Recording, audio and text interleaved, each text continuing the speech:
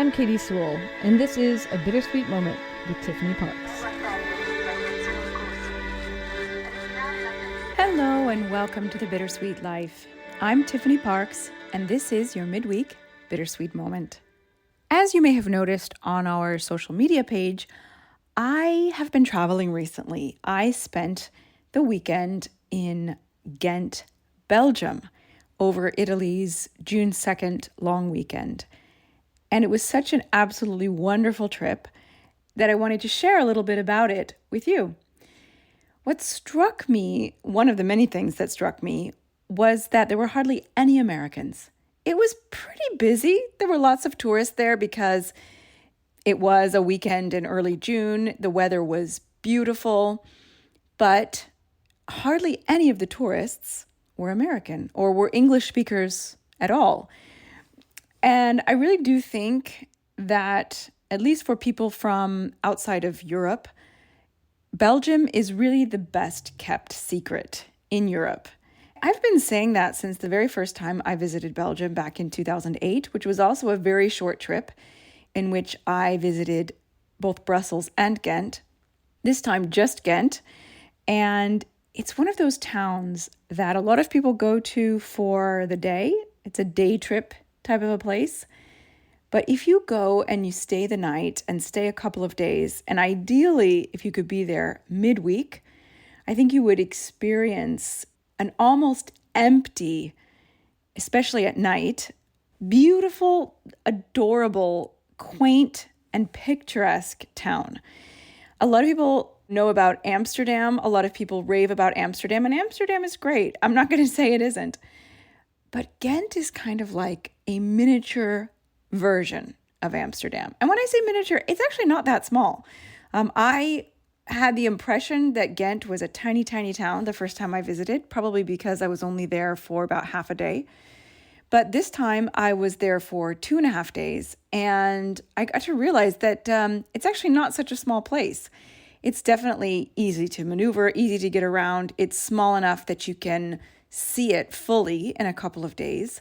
But there's definitely stuff to see there. There's stuff to do. You could fill a couple of days and easily not be bored. So I always tell people that Belgium is the best kept secret in Europe because, first of all, as I said, not a lot of people go there, especially not a lot of people who are living outside of the general area. In fact, when my friend and I, who I was visiting with, I was visiting there, she was living there temporarily, we went on a little boat tour down the canal, very touristy thing to do. And while the boat driver was trying to figure out which language he should be conducting his tour in, he asked, how many people here speak Dutch and want the tour in Dutch? And, about 85% of the people raised their hands, which just goes to show you that the majority of people who are visiting Ghent are from Holland or some other place in Belgium.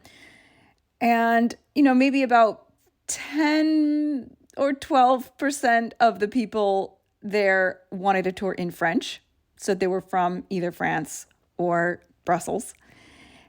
Maeve and I, my friend, we were the only ones who requested a tour in English, which just goes to show you we're about 2.5% of the people on that boat were from an English-speaking country. So that goes to show you how few people from the UK or the United States or other English-speaking parts of the world go there, from my very non-scientific study of the situation. But the other reason I consider Belgium the best kept secret in Europe is because of how much it offers. Lots of people don't talk about Belgium. It's not one of the countries that comes up when you talk about, what are the places that I dream of visiting?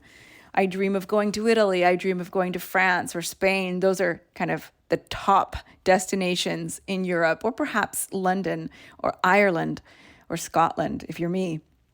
But you don't hear about Belgium that much, which is really a shame, because I'm just going to give you a couple of things that Belgium offers. Number one, and I really have to put this in the top spot, French fries. And I shouldn't even call them French fries because that makes them sound like they're from France, and French fries are from Belgium. Fries were invented in Belgium in the 1600s, and the fries in Belgium are so much better than fries anywhere else in the world. I mean, yes, the fries in Holland are okay too. They're good.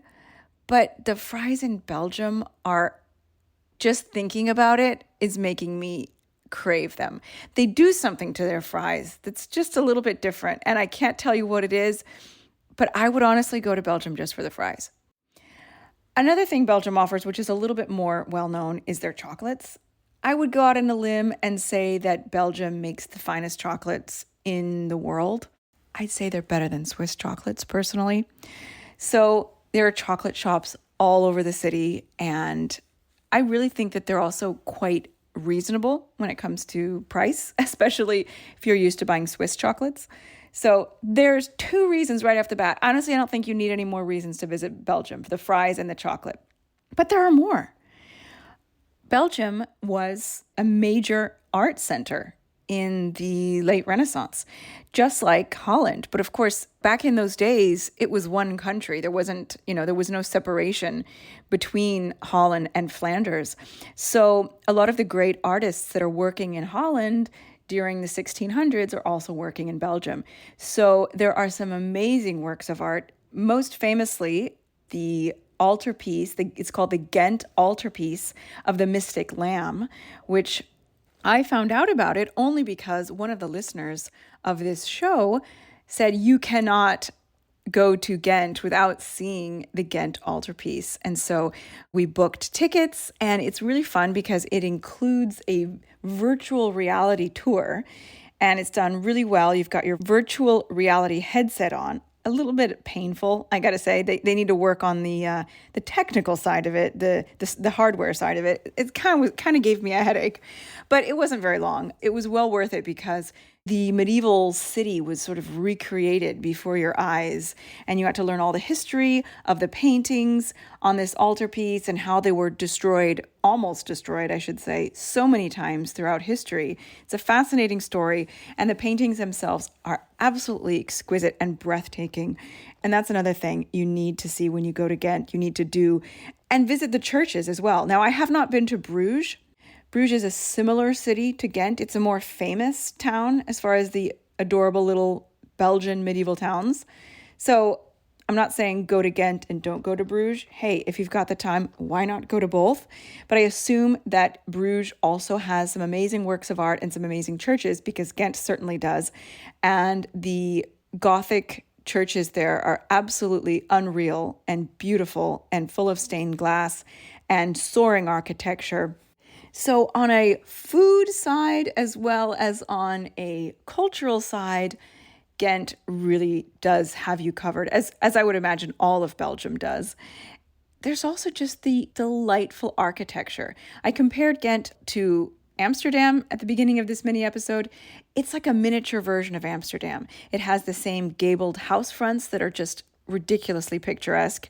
It's got the canals. Not quite as many canals as Amsterdam has, but it definitely has several. It's got little restaurants and cafes that are located right along the canal.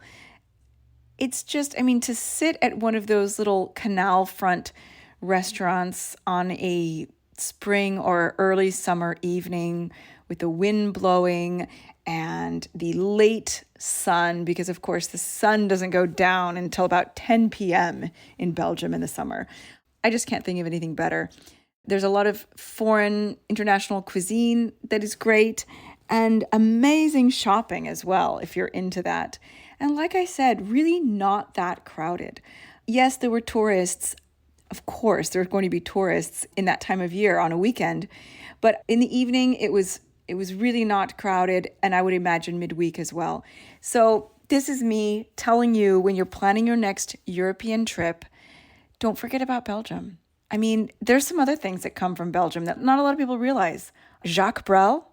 Anybody else a fan? I happen to love Jacques Brel. And yes, he sings in French most of the time because it was at that, in the 60s, a more accessible language.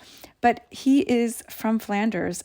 His music just kept playing through my mind the entire time I was there. Another famous personage who is, of course, fictional, Hercule Poirot.